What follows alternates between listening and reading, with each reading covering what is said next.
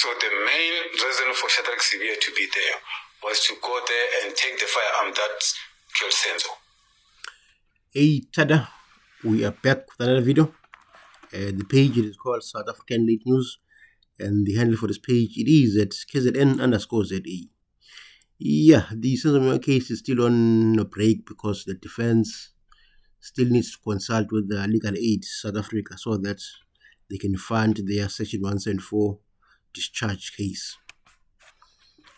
The case will resume on the 7th of August because the defense are going to meet with the Legal Aid on the 6th of August. So I'm waiting with anticipation to hear what is the outcome of the meeting, but I'm hopeful that the Legal Aid is still going to fund the defense because the defense has got no other way to get the money. So the Legal Aid has got no choice, they would fund them. But today I would like to speak about the role that was played by Shadrach Sibiya and Chicko Tshwala in this case. We know for a fact that Shadrach Sibiya was at the crime scene after Senzo was shot. That is a fact, and because it is evidence before court, since it was confirmed by Sergeant Mosia, who testified under Judge Maumela as well as Judge Rasam Kwadling. As you all know, that on the day that Senzo was shot, it is evidence before court that he was driven to hospital and to be dumped there via his BMW. Then afterwards, several key officials, which included politicians as well as senior policemen, arrived at the crime scene and held a meeting at the Kumula House. That meeting was held before the arrival of Mosia and Chris Mangena. So the forensic people came after the scene was tampered with because they were moving up the house, they were touching things and doing all sorts of nonsense before the arrival of Mosia. So it's clear that the crime scene was highly contaminated.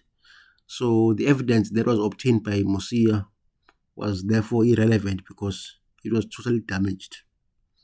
The people that were there in the house includes the likes of Shadrach Sibiya, who at the time was the head of the Hawks in Gauteng, as well as the Gauteng MEC of Safety. And her name, I think it was Sizakele Nkosi Malobane. In that meeting, we were told by Advocate Tefo that the theory of the intruder was approved, which means that was when they decided, no, we're going to protect certain individual so that someone does not go to prison. So they decided to say in the house there was an intruder. But you know for a fact that based on the statement by Mnumzi Hlophe, Tumelo Madlala phoned Mnumzi Hlophe and told him that Senzo Meyiwa was shot by Longo Tshwala while he was trying to separate the fight between Zandi and Longo. So Senzo was shot by mistake. But in that meeting that was held by Shadrach Sibiya and other politicians, it is alleged that the theory intruder was approved. So the truth was hidden from that moment on. But the first worrying thing about that meeting is that it was held before the arrival of Mosia and Mangena. So the forensic people came after the crime scene was tampered with because people there, they were walking up and down, touching exhibits, touching the doors and so on. So the crime scene was highly contaminated, and that is it's not a joke. It's a sad reality. The crime scene was highly contaminated because they were moving up and down. They held a meeting in an active crime scene, which is highly irregular in this country. We all know that. However, nothing was done to those people that were in the house. Nothing was done. So now, when Mosia was testifying before Judge Maumela, Advocate Tefo put it to him and said, Ndlovu and Sibiya were not just there for a friendly visit. They were there to give you wrong information so that they can tamper with the crime scene. So Tefo is accusing Ndlovu and Sibiya of giving Mosia a wrong information so that the truth can be hidden, so that Longo Tshwala is protected. That is according to Advocate Tefo. And then some years back, I think it was around 2018 or 2019, Shadrack Sibiya had an interview with Stephen Motale from the Sunday Independent. Remember that Sibiya was initially accused of taking a 1 million rand bribe from Chico Twala, but those claims were never proven. But in that interview with Stephen Motale, Sibiya had an opportunity to address those allegations. And in that interview, Sibiya denied the rumor that he took 1 million bribe from Chico Twala in exchange for protecting Lilongo Twala, who was going to be facing charges of shooting Senzo. So those were the allegations back then. It is alleged that Shadrack Sibiya received a bribe from Chico Twala so that he can protect Lilongo Twala. He said shortly after the shooting, he received a phone call from the Gauteng Provincial Deputy Commissioner, in which he informed that Senzo was shot. Sibiya then said, I immediately called my team, and we met at the hospital where Senzo was rushed to. When we arrived there at the hospital, there were so many people who were crying, including Bafana coach back then, which was Sheikh Mashab. Sibiya said the Hawks team then rushed to the crime scene, where they found many people, including high-profile people such as Gauteng MEC of Safety, Sizakele Nkosi Malobane. Sibiya further says that at the scene, a decision was taken that the case would be handled by high-level task team.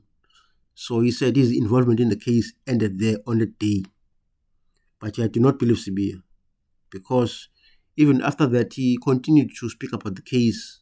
He said he was going to solve this case, but now he's saying his involvement ended on that night when Senzo was shot. So Sibiya is not being honest there, I'm telling you. And then, while Sibiya refuted the allegation that he had accepted a bribe from Chico Twala, he admitted that he met Chico Twala. So Sibiya uyavuma ukuthi he received a phone call from Chico Twala and he met him. Why would you meet Chico Twala in the first place? Because they were not friends, they are not relatives, they do not work in the same profession. What could be the meeting about? He said, yes, Chico did call me asking for a meeting. While he was on his way to my office, I decided to call a detective who was handling the case, as I was reluctant to meet Chico Twala alone. So uthi wayesaba ukuthi ahlangane noChico yedwa, wacela omunye ukuthi eze naye ukuze azobufakazi wakhe la for whatever reason. And then Sibiya said at the meeting, Twala expressed his frustration with the manner in which the case was handled.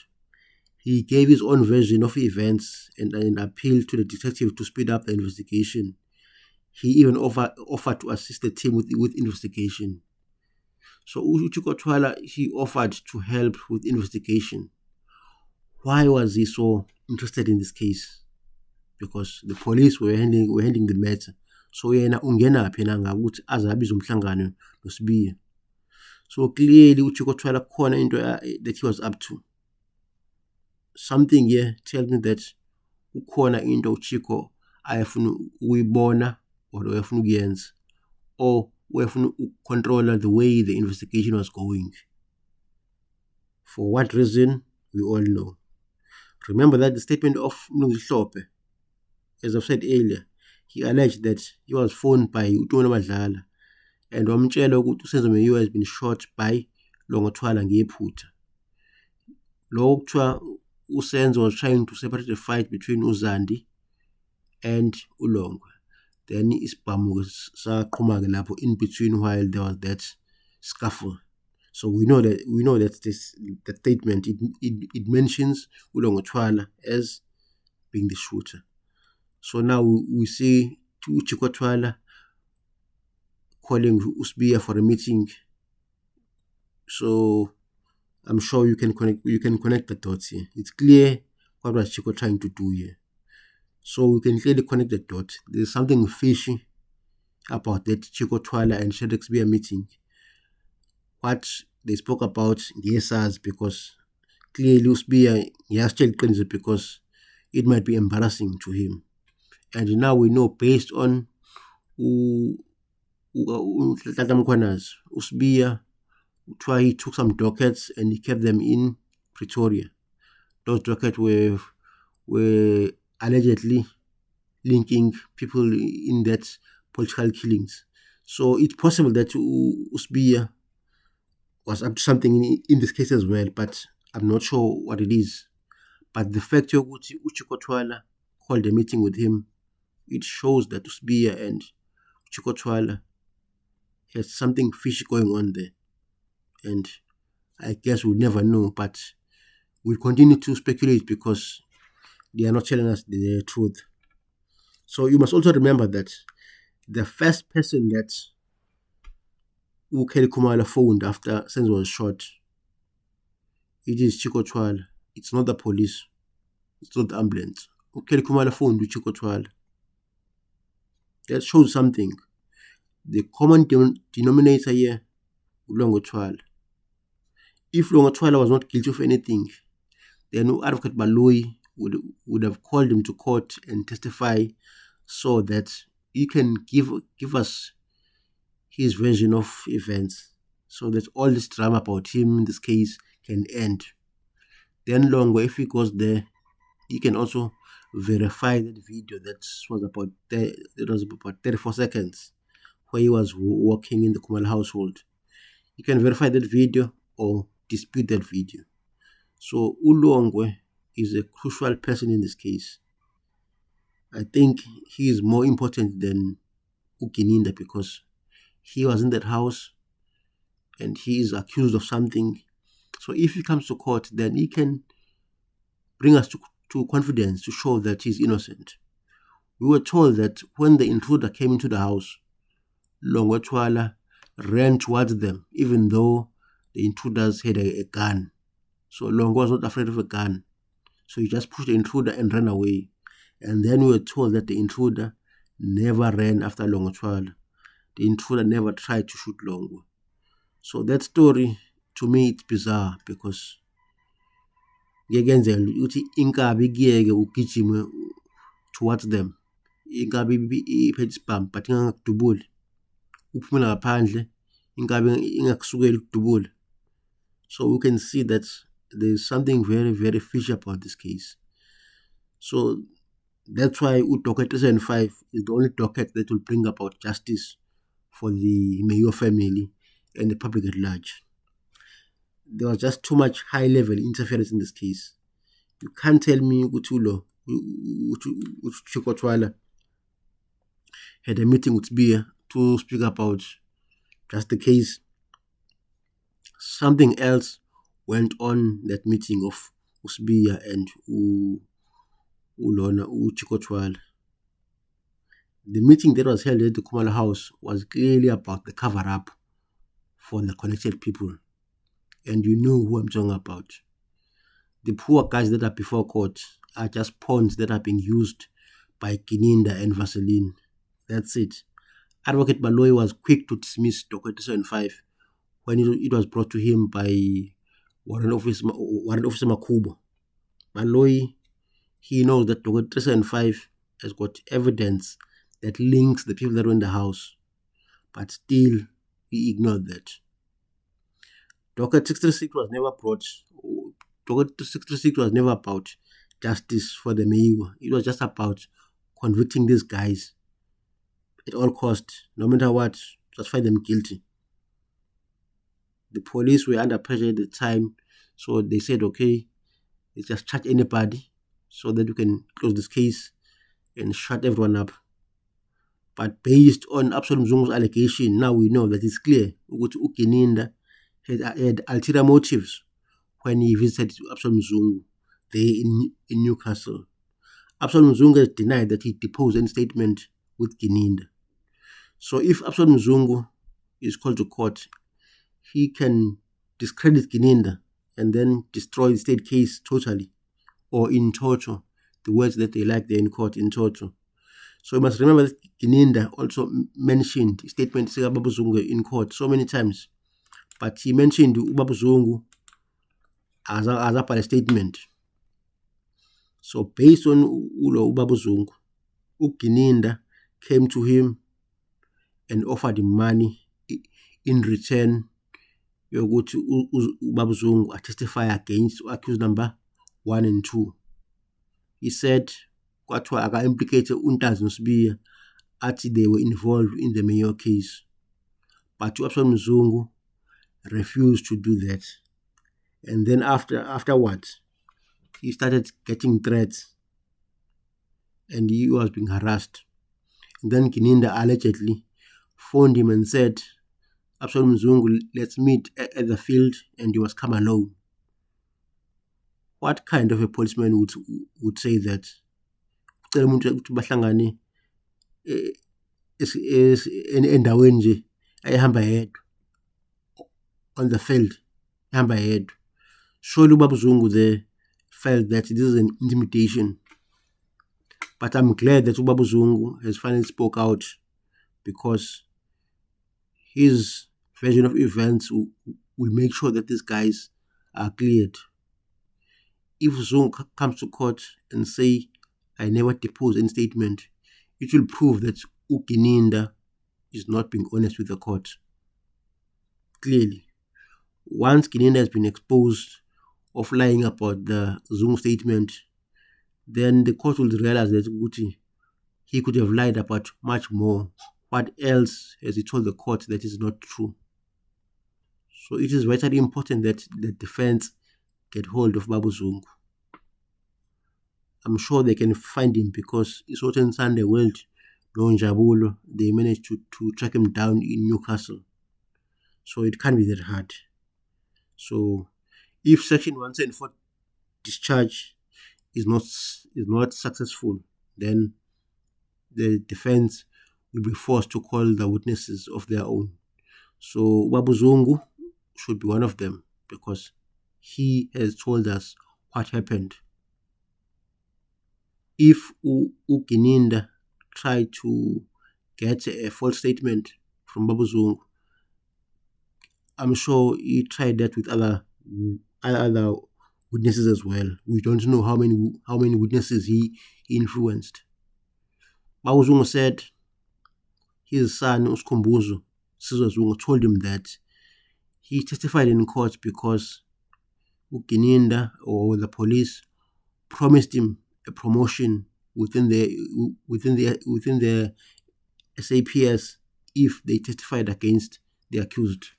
So Sizwe Zungu did just that, what testified in court and implicated all 5 guys. So now we know based on Absalom Zungu, mfana wake testified because he was hoping he'll get a promotion. So it means the evidence Zungu is not honest, because he implicated all 5 guys for the sake of a promotion. What type of a policeman is that? But I'm very disappointed about the media. Till today, they have not tried to interview Absalom Zungu. Only the Southern Sunday World, no, Nabonjabula bahamba bale Newcastle, but SABC kuphi? Because this is a truly breaking news, because it shows ukuthi Gininda might have influenced other witnesses as well. But SABC uthule, ENC uthule, Newsroom Africa uthule. That story kaBabu Zungu was never seen on any other channel with mainstream media. So it shows what laba mainstream media, they have taken a side. They decided to say, no, the intruder theory, it is the right case before court. But they are not questioning things that need to be questioned. They should have questioned the confession. Why was the confession Moses Sibiya was taken in the early hours of the morning? It was taken after midnight. In between. The media never questioned that. So we say we've got a free and fair media in this country. That is rubbish. They only address the matter if it is in their best interest, or if it is positive for their favorites.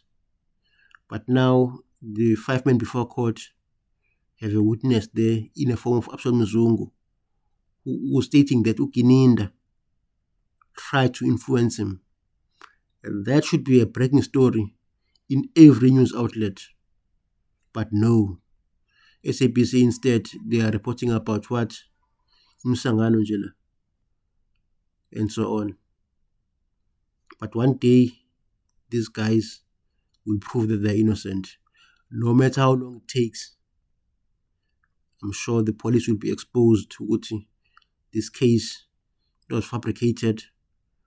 From that day where the meeting was held in the Kumal household, that's when the fabrication began, because that's where the theory of an intruder was approved. On that day, in that meeting where there was politicians, Shadrack Sibiya, and others, according to Advocate Tefo, yila waqala khona izinto ukuthi zenzeke khona lapho. But-ke asilinde ukuthi sibone kuzonzalani mhla ka-7 August. That is when the case will resume. We'll hear from the defense whether the legal aid is giving them money for the Section 174 discharge, but I'm hopeful that they'll get it. Thank you for watching.